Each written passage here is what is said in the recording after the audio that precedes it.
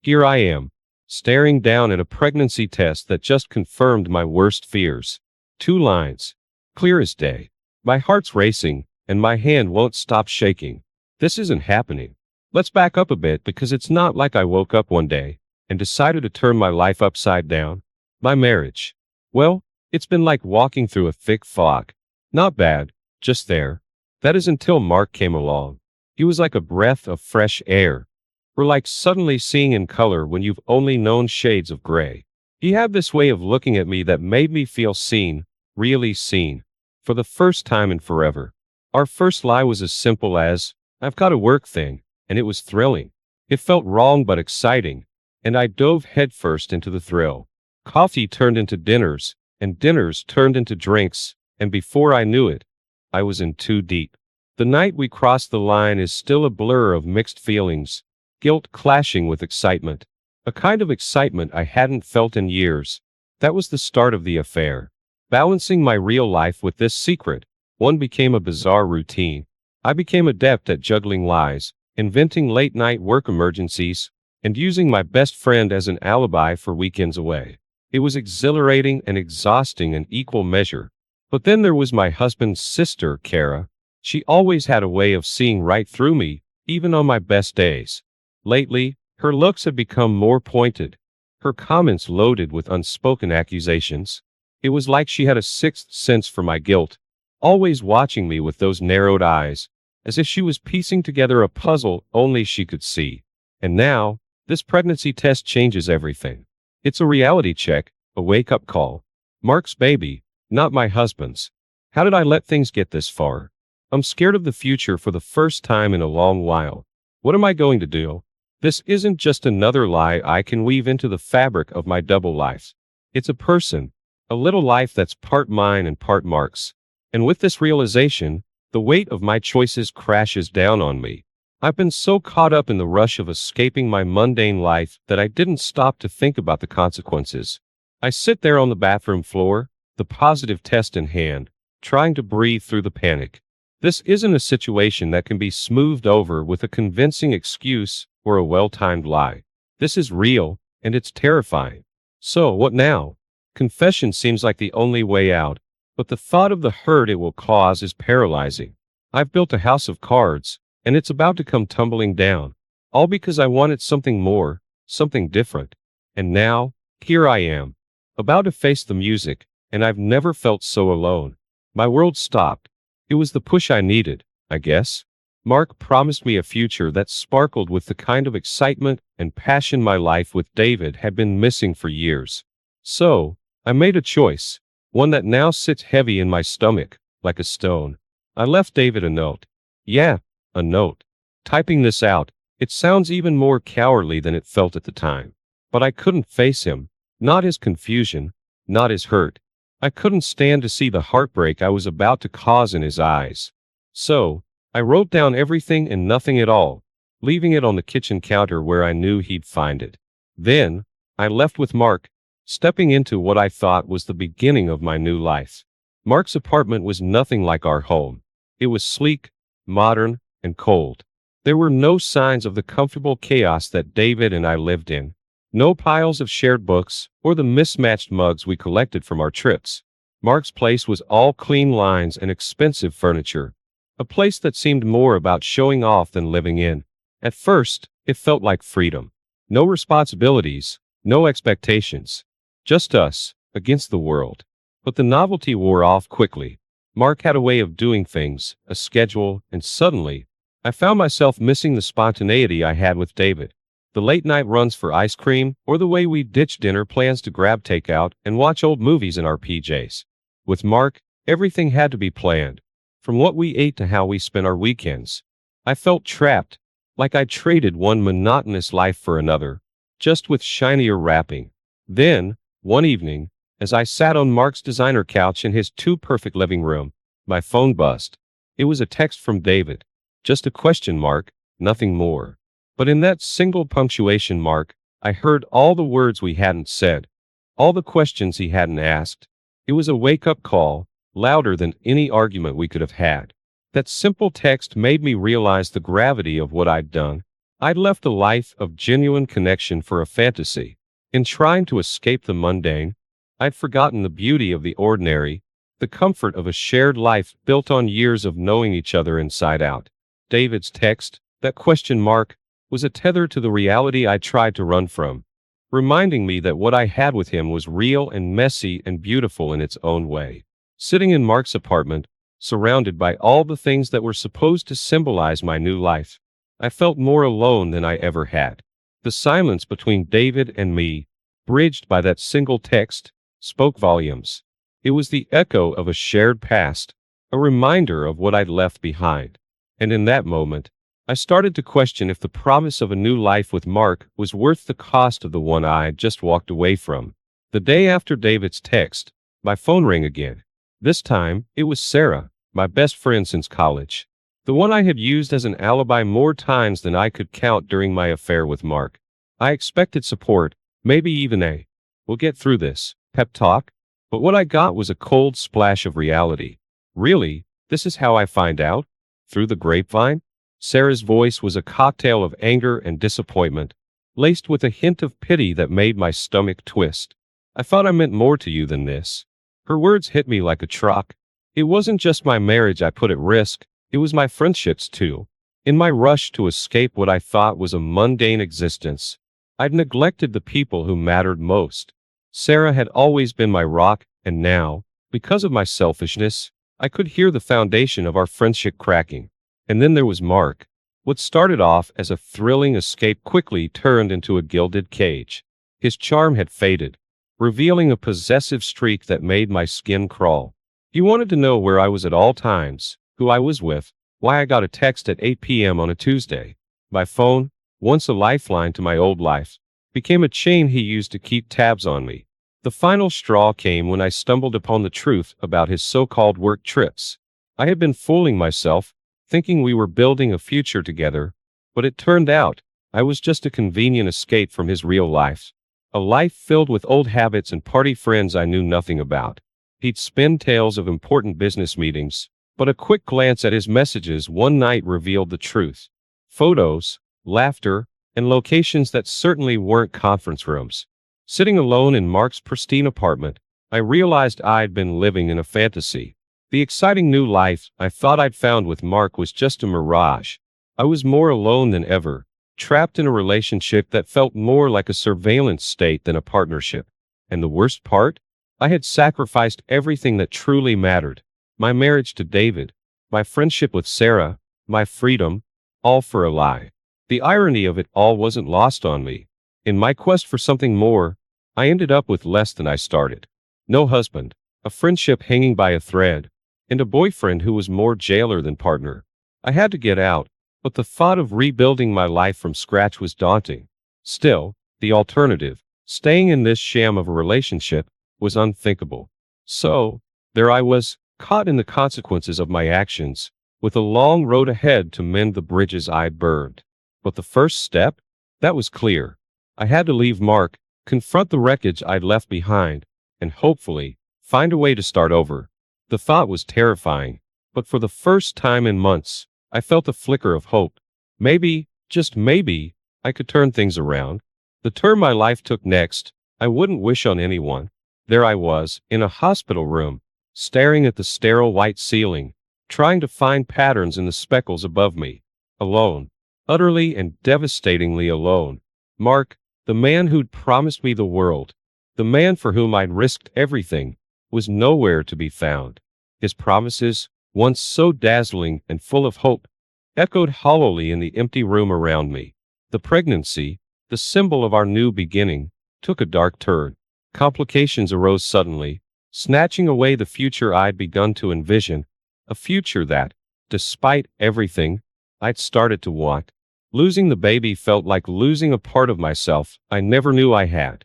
It was a grief so profound, a void so deep, that I struggled to breathe around it. And Mark, he refused to share that grief with me. It was as if the loss of our child, the child he had once spoken of with such warmth and excitement, meant nothing to him.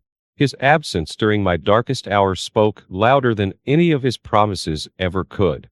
That was the moment I knew I had to leave. The realization hit me with the force of a tidal wave. I couldn't stay with a man who wouldn't stand by me in my time of need.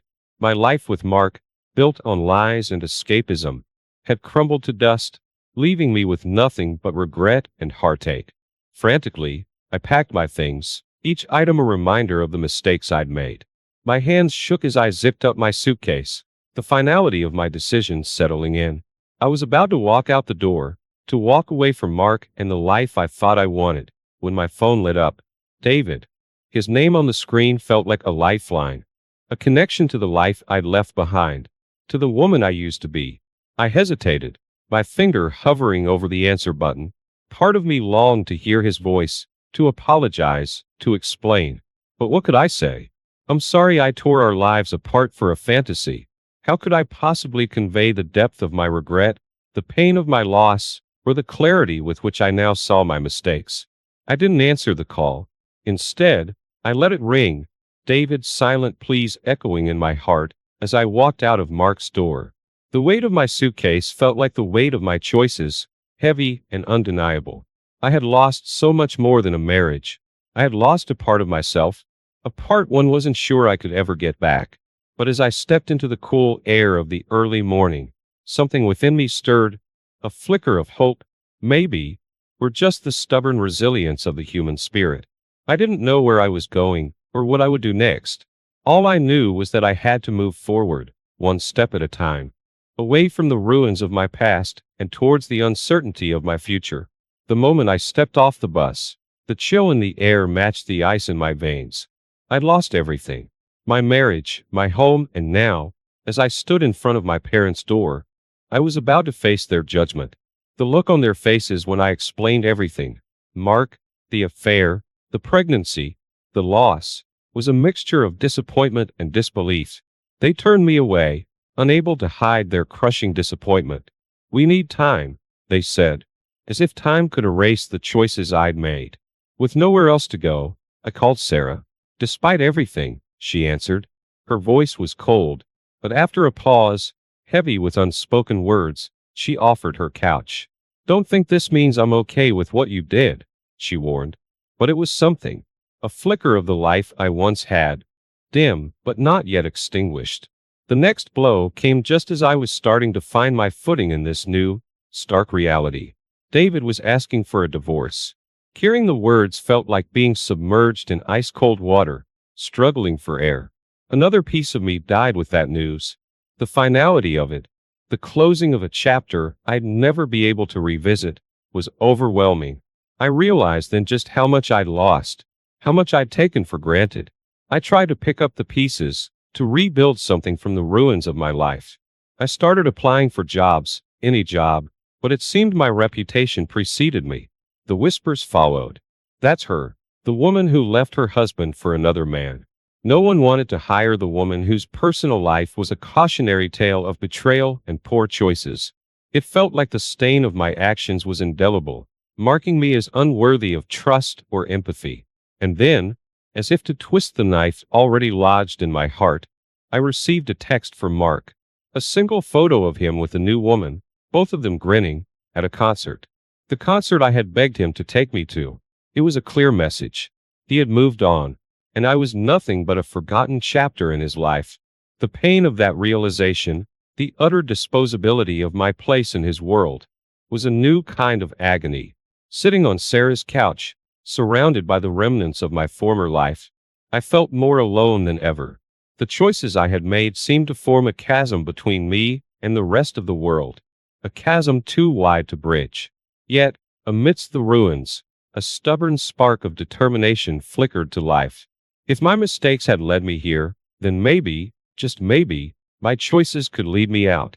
For the first time in what felt like forever, I faced myself, not as the victim of my circumstances, but as the architect of my fate.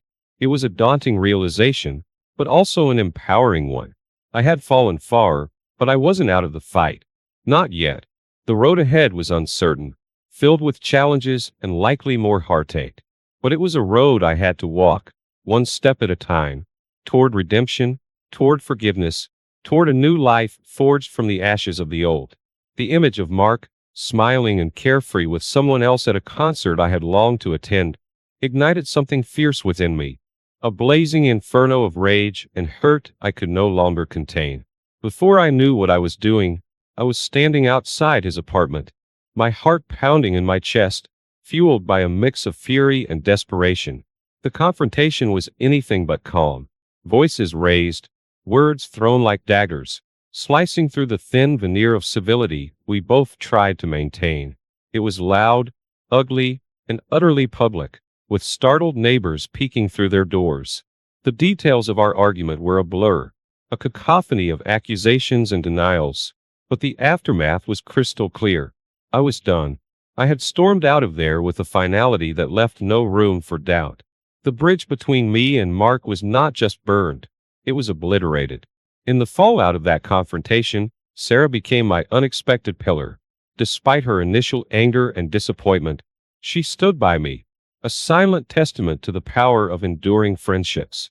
"There's still a part of you that's you," she said one evening, her voice soft but firm. It was a reminder that beneath the mistakes and the chaos, the core of who I was remained intact. Her belief in me, in the possibility of redemption and recovery, was a lifeline thrown across the tumultuous sea of my emotions. But as the days passed, the rumors began to swirl, distorting the truth into a narrative I hardly recognized. The town quickly painted me as the pariah, the homewrecker, the woman who chased after fantasy only to discard it when reality proved too challenging. Whispers followed me in grocery stores, pointed looks in the streets. It was isolating, a brand of shame that made me question if I could ever find a way back from the mess I had made. And then, David stopped by Sarah's place. I hadn't seen him since the day I left, and the sight of him was a jolt to my system. I braced myself for anger, for scorn, or worse, indifference. But instead, his eyes held a quiet sadness, a depth of emotion that went beyond the hurt. There was no hatred, only the remnants of a connection that had once been the center of my world. His presence was a mirror, reflecting back not just the pain of our shared past, but also the complexity of human emotions. How love and sorrow could coexist, intertwined and inseparable. We didn't speak much. Words seemed inadequate, clumsy tools for navigating the vast landscape of our shared history. Yet, in his silence, I found a kind of forgiveness I hadn't dared hope for. Not forgiveness for my actions, perhaps, but for the person I had been, the person I could still become. It was a small, fragile thing, this newfound understanding, but it was real. David's visit, brief and wordless as it was, marked a turning point. It didn't erase the rumors or rebuild my shattered reputation overnight, but it did something arguably more important. It reminded me that I was not solely defined by my worst mistakes, that change was possible, and that even in the deepest of divides, bridges could be built, one tentative step at a time. The road ahead was still uncertain, littered with the debris of my past actions, but for the first time in a long while, I felt ready to walk it, to face whatever came with the resilience born of hard-won lessons and the quiet hope of second chances. When my brother showed up, it was unexpected. He's always been the type to call it as he sees it. No sugarcoating, no beating around the bush. So when he sat me down and started talking, I knew I couldn't just tune him out. "You've made a mess," he said, his voice firm. "But it's not too late to start cleaning it up." His words were like a splash of cold water. Of all the people in my life, his opinion mattered in a way that I couldn't ignore. He was right, and deep down, I knew it. The thought of apologizing to David was daunting. How could I even begin to express the depth of my regret? How could I make him understand that, despite everything, a part of me was profoundly sorry for the hurt I'd caused? It felt like trying to scale a mountain with no gear, but there was this small, desperate part of me that needed him to know. I had to try, even if it was just a whisper into the void. Sarah, bless her, helped me put words to paper. It was one of the hardest things I've ever had to do, laying bare the raw honesty of my feelings, the remorse, the longing for forgiveness I wasn't sure I deserved. It might be too little, too late, but it was something, a step, however small, towards accountability. Then came the surprise visit from Mark's new woman. Anger was the first emotion that flashed across her face when she saw me. But as we talked, The anger melted into pity, and then, surprisingly, understanding. She'd been spun into Mark's web of lies just as I had. A revelation that was both shocking and oddly comforting. We were connected by our mutual betrayal, forming an unlikely bond through our shared pain. The tale of Mark's deceit circled back to David in ways I hadn't anticipated. It was a twisted kind of connection, but it was there, a shared experience of being lied to, of being manipulated. It was an uncomfortable revelation, but it brought a strange sense of closure. My sister reaching out was another unexpected turn.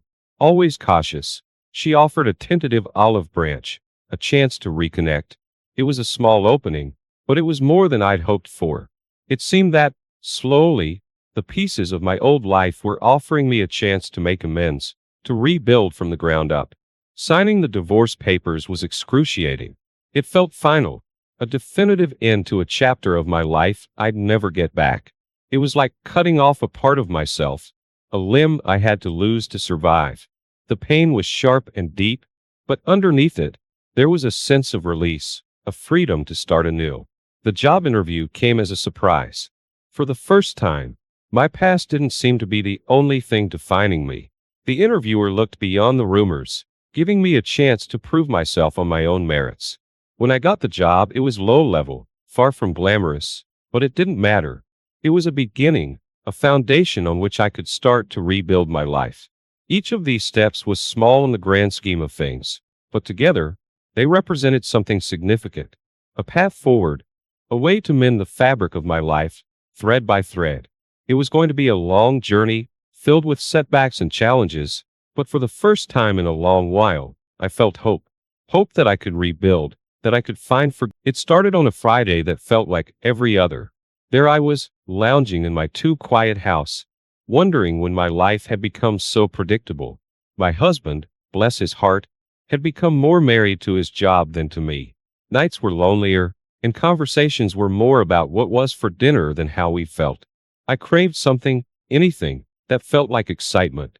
That night, I decided I wasn't going to be the dutiful, waiting wife. I needed to feel alive. So, I did something out of character. I went out alone, to a bar downtown. The kind where the music vibrates in your chest, and the lights make everyone look a bit more interesting. The bar was buzzing, a mix of the usual Friday crowd looking to unwind. I nestled myself at the corner, nursing a drink I barely liked. That's when he walked in. You know the type. Charisma in his step. A smile that said he knew every secret to making a woman blush. He caught my eye, and like a magnet, I was drawn in. He sauntered over, all confidence and smooth talk. Seems like you could use some company, he said, his voice smooth as silk. I should have said no, thanked him, and turned back to my lonely drink. But I didn't. The conversation flowed easier than the drinks, and with each laugh, I felt more seen than I had in months. The night blurred, a mix of flirtatious glances and the thrill of the unknown. It was reckless, the way I hung onto his every word, how we danced a little too close. When he suggested we leave, a voice in my head screamed to reconsider, to remember the life I had outside this moment. But that voice was drowned out by the louder one, craving to feel something new, something exhilarating. So, I left with him, abandoning all my usual caution at the door. The hotel room was a stark contrast to the vibrant bar, quiet except for our breathless laughs.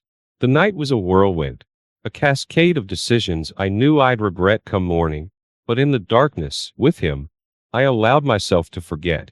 I forgot about the husband who barely looked at me, the silent dinners, the loneliness.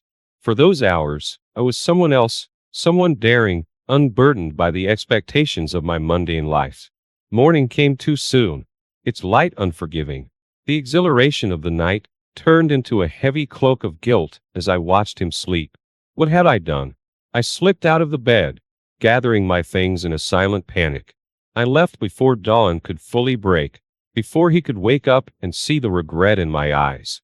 The walk of shame, they call it. But it wasn't shame that weighed on me. It was the realization that I had crossed a line from which there was no return. I had become the woman I judged in stories, the one who made a selfish choice without thinking of the consequences. As I made my way back to the life I had momentarily escaped, I couldn't shake the feeling that everything was about to change, and not for the better. I had sought excitement, a break from the monotony, but at what cost?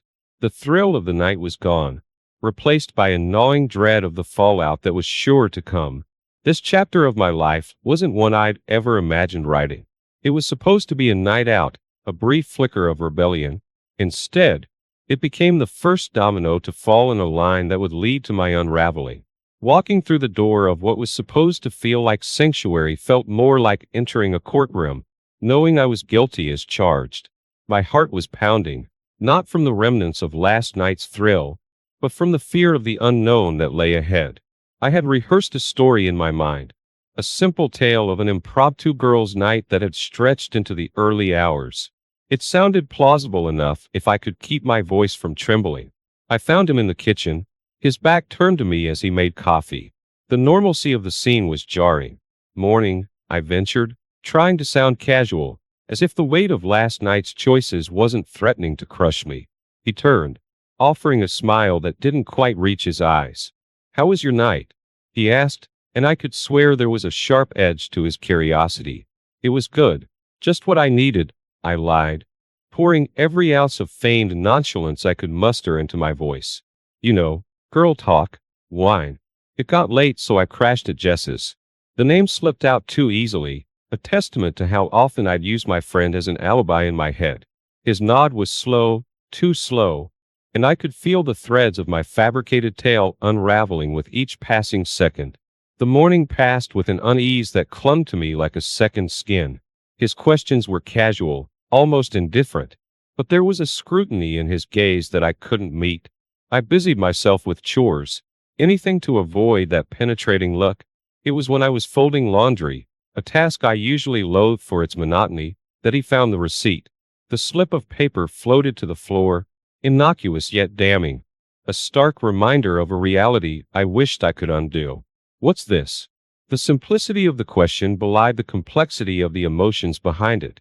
I froze, every rehearsed excuse deserting me as I turned to see him, holding the hotel receipt. The date and time, a glaring testament to my betrayal. "Oh, that? Must have picked it up by mistake. You know, from Jess's place," I stammered, the lie tasting bitter on my tongue. The skepticism was palpable in the air between us, a chasm that widened with every word I spoke. The argument that followed was a blur of accusations and denials, a dance of desperation on my part to cover the tracks that led directly to my guilt. He wielded the receipt like a weapon, and I parried with lies that sounded feeble even to my own ears. The air was charged with a tension that spoke of shattered trust and unspoken fears. It was a confrontation that left us both wounded, retreating to our corners to nurse our injuries in silence. In that moment, I realized the magnitude of the chasm my actions had created. The lie I had lived, even if just for one night, had irrevocably altered the fabric of our marriage. I had ventured into a territory where the way back seemed obscured by the shadows of my choices. The husband I had returned to was no longer the man I had left. Suspicion had replaced the easy trust that once defined us. And as I stood there, watching the distance grow between us, I couldn't help but wonder if some truths are better left unsaid, or if the lie I lived would be the unraveling of everything we had built. Just when I thought things couldn't spiral further out of control, they did. It's like I was living in a badly scripted drama, but the plot twists were all too real, and I was the villain in my own story. The aftermath of that fateful night turned my world into a surveillance state, with me none the wiser. It started with a feeling, you know, that prickly sensation on the back of your neck, like you're being watched. I brushed it off as paranoia, the guilt manifesting in my everyday life. But it wasn't just guilt. It was real.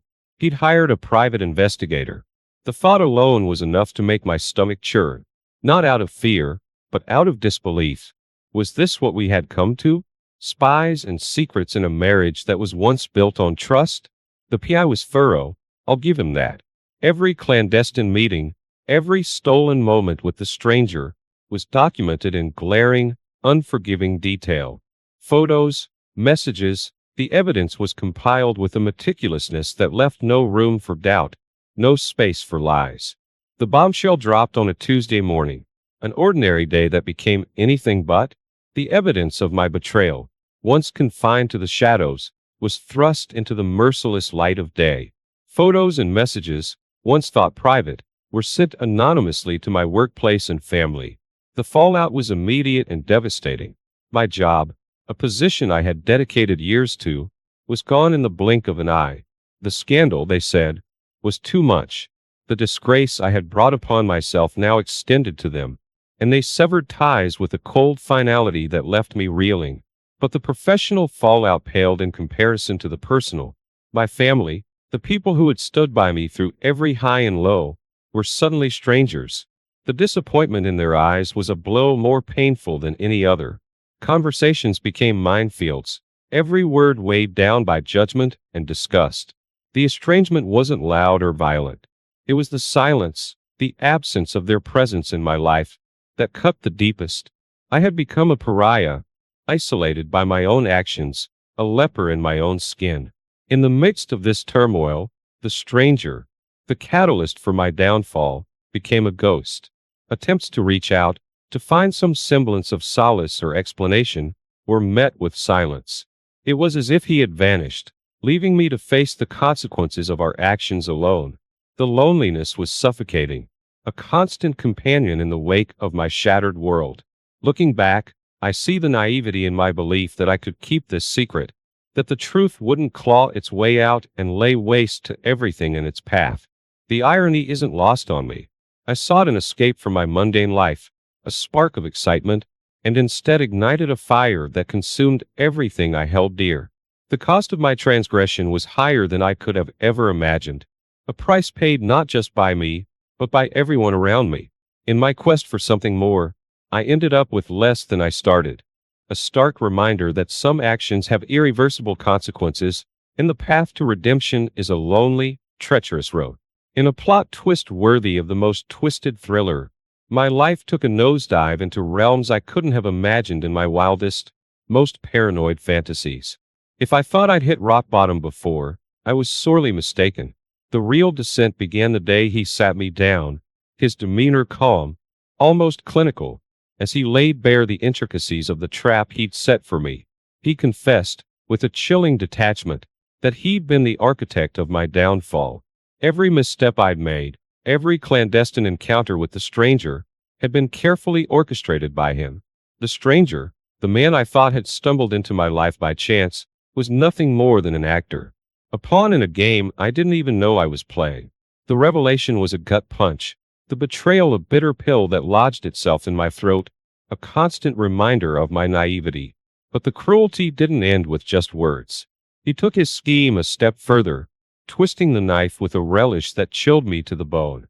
A video, my own words damning me, was leaked online.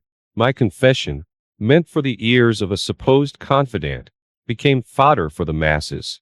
The public humiliation was swift and brutal, a digital scarlet letter that marked me for the world to see. And as if to add insult to injury, he filed for divorce. Not just any divorce, but one that painted me as the villain, the adulterer who had forsaken her vows for a fleeting moment of passion. The legal documents were a cold, hard slap, a reminder that in his quest for vengeance, no blow was too low. The terms were merciless, designed to strip me of everything, and strip me they did. Financial ruin came knocking next. The joint accounts, once a symbol of our shared life, were drained, leaving nothing but digital tumbleweeds rolling through the barren landscape of my bank app. Credit cards, those lifelines to normalcy, were canceled, leaving me stranded in a financial desert with no oasis in sight. I was left reeling, a ship adrift in a of my own making, or so I thought. The truth was far more sinister. I was the victim of a meticulously planned vendetta, a game of psychological warfare where I was the unwitting opponent. The man I had married, the man I had loved, was a stranger, his heart a labyrinth of spite and vengeance from which there was no escape. In those dark days, I found myself grappling with the shards of my shattered life, each piece a reminder of the folly of my choices and the ruthlessness of his revenge. The isolation was complete, my once vibrant world now a monochrome tableau of despair. Betrayal, both mine and his, was the poison that coursed through the veins of our marriage, leaving nothing but wreckage in its wake. This wasn't just a chapter in my life, it was a complete rewrite of my narrative. A story where I was both the protagonist and the antagonist, caught in a web of deceit and retribution. The lesson was harsh, the price exorbitant, paid in the currency of trust, love, and security. In the end, I was left with nothing but the echoes of my choices and the cold realization that some actions are irrevocable. Their consequence is a chasm from which there is no return. In the midst of my turmoil, a new twist unfolded that I couldn't have scripted even if I tried. Just when I thought my situation couldn't get any more convoluted, life threw me a curveball in the form of a woman, fierce, determined, and with a story that mirrored mine in its betrayal, albeit with a twist. She was the real wife of the actor, the man I had believed was a stranger drawn to me by fate. She found me in a way that only someone who had been through the wringer of deceit could, unannounced and unapologetic. "We need to talk," she said, her voice steady, her eyes holding stories of pain and defiance that resonated with my own. I was wary, of course. Trust was a commodity I could no longer afford. Yet there was something in her demeanor that compelled me to listen. Her story unfolded like a soap opera, with layers of betrayal that made my own ordeal seem almost pedestrian. Her husband, the actor, had been part of a revenge plot so twisted it made my head spin. It wasn't just about my downfall. It was about hitting her where it hurt the most, through me. The realization that my catastrophic affair was merely a pawn in a larger game of marital chess was both a shock and a strange relief. I wasn't alone in this web of deceit. What came next was even more surprising. She proposed an alliance, a chance to turn the tables on both our betrayers. "Let's give them a taste of their own medicine," she said, her voice laced with a mix of anger and excitement. It was a dangerous proposition, one that could easily spiral out of control. Yet, there was a part of me, perhaps the part that had been scorned and humiliated, that leapt at the opportunity for retribution. Our plan was simple yet ambitious. We would dig into the darkest corners of their lives, exposing the secrets they held dear, starting with hacking into my husband's personal and business accounts, a task that proved easier than expected with the help of a tech-savvy friend who sympathized with our cause. The information we unearthed was damning, a treasure trove of misdeeds that would crumble their facades of respectability. The sabotage was meticulous, a slow drip of information that began to erode their standing in both the personal and professional arenas. Each discovery felt like a small victory, a reclaiming of the power that had been stripped from us. Yet, with each move we made, a nagging doubt crept in. Were we becoming the monsters we sought to punish? The line between justice and revenge blurred, leaving me to ponder the cost of our vendetta. As our plan unfolded, the alliance I had formed with the actor's wife grew stronger. We were two women, wronged and resilient, fighting back against the machinations of men who had underestimated our strength. Together, we were formidable, a force fueled by the fires of betrayal, but tempered by the lessons of our past. This chapter of my life was a departure from the victimhood that had defined me. It was a foray into uncharted territories of revenge and redemption, where the risks were high but the rewards, we hoped, would be even higher. As we laid our traps and watched as our adversaries began to falter, I couldn't help but wonder about the aftermath. Would our quest for retribution bring us the peace we sought, or were we merely weaving a new web of deceit that would entangle us further? Only time would tell, but one thing was certain. The game had changed, and we were no longer playing by their rules. As the plot of my life thickened, I found myself embroiled in a psychological game of chess I never knew I was playing. With each move, the stakes grew higher, and the lines between ally and adversary blurred. My newfound confidence, fueled by the alliance with the actor's wife and our vengeful machinations, did not go unnoticed. My husband, with his ever-watchful eye, sensed a shift in the tide. His reaction was swift, a calculated attempt to sever ties and protect his own interests by accelerating the divorce proceedings. It was a clear message. He was no longer playing defense.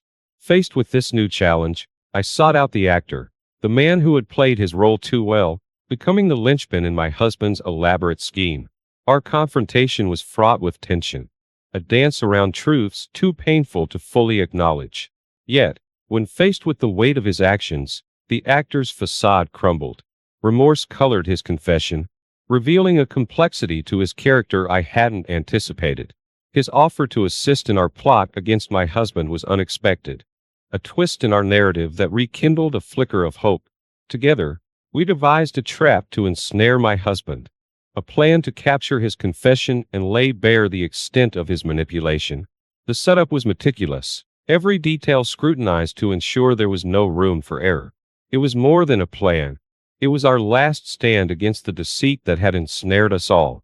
The showdown was set against the backdrop of a public forum, a stage where truths would be unveiled and masks would fall.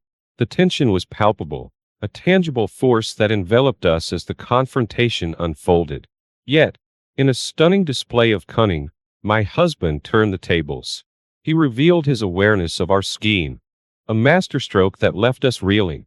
The actor's betrayal was the knife's final twist, his allegiance to my husband bought with promises I couldn't fathom. The exposure that followed was a spectacle of humiliation, my remaining secrets laid bare for the world to see. It was a calculated dismantling of my persona, a stripping away of any pretense of innocence. The isolation that ensued was profound, realization that hit with the force of a tidal wave. I was alone, truly alone, in a sea of faces that looked upon me with scorn and pity. In that moment of utter desolation, the weight of my choices and the consequences of our tangled web of revenge bore down on me. The realization that I had become ensnared in the very trap I sought to set was a bitter pill, a lesson in the futility of vengeance. The isolation was not just physical but existential, a severance from the connections that tether us to our humanity. This chapter of my life, marked by betrayal and retribution, reached its climax in a display of dramatic irony. The very plot I had helped to weave became my undoing, a narrative twist that left me grappling with the shards of my shattered world. The quest for vengeance had led me to this juncture, a place where the lines between victim and perpetrator blurred. In the end, the price of our machinations was not just the collapse of relationships, but the erosion of the self, a reminder of the perilous path that revenge weaves. The divorce papers, stamped and finalized, mark the end of a chapter one never wanted to write. They leave me with nothing, not just materially, but a hollow void where my sense of partnership once resided. The move from our shared home to a cramped apartment serves as a physical manifestation of my downfall. Each box packed a testament to a life disassembled. Hunting for a job becomes my new normal, an endeavor marred by the shadow of my tarnished reputation. Each interview feels like a trial, my past transgressions the elephant in the room that no one wants to acknowledge, but can't seem to ignore. The digital age shows no mercy, my name now synonymous with betrayal, a constant target for the vitriol of faceless critics on social media. The anonymity of the internet emboldens them, each comment a knife twist in the open wound of my public disgrace. The realization of my downfall is a bitter pill, a reflection on how far I've fallen from the woman I once was. It's in this landscape of defeat that an unexpected glimmer of hope appears, an old friend, a reminder of a life before chaos ensued. Her sympathy is a balm, her listening ear a rare solace in my world of isolation. Yet, this too proves to be a mirage, her motivations tainted by self-interest, leaving me more isolated than before. As if to undo the totality of my loss, a burglary strips me of my remaining possessions, the few material reminders of my former life now gone. The violation feels personal, a symbolic stripping away of the last vestiges of my privacy and security. Shortly thereafter, a health scare lands a cruel blow, my physical well-being now mirroring the fragility of my emotional state. The absence of insurance, a casualty of my divorce, leaves me navigating the healthcare system alone, vulnerable, and exposed. In a twisted turn of fate, the stranger, the actor who played a pivotal role in my undoing, reappears with an offer of support. His gesture, laden with false sincerity, is the ultimate betrayal, a final act in the cruel play that my life has become. His duplicity, once revealed, is a clear reminder of the manipulation that has characterized my recent past. My story, once private, becomes fodder for public consumption, a cautionary tale dissected in forums and social media. The loss of my identity is profound. The woman I was now obscured by the narrative constructed by others. The celebration of my downfall by my husband and the actor. A spectacle of their cruelty, the depth of their betrayal. In the solitude of my apartment, I'm left to confront the consequences of my actions, the choices that led me here. The isolation is not just physical but existential, a separation from the person I once knew myself to be. The view from my window, once a symbol of possibility, now frames the stark reality of my situation. A life in ruins with no clear path to redemption. This chapter closes not with a resolution, but with a reflection, a moment of introspection in the quiet aftermath of the storm. It's here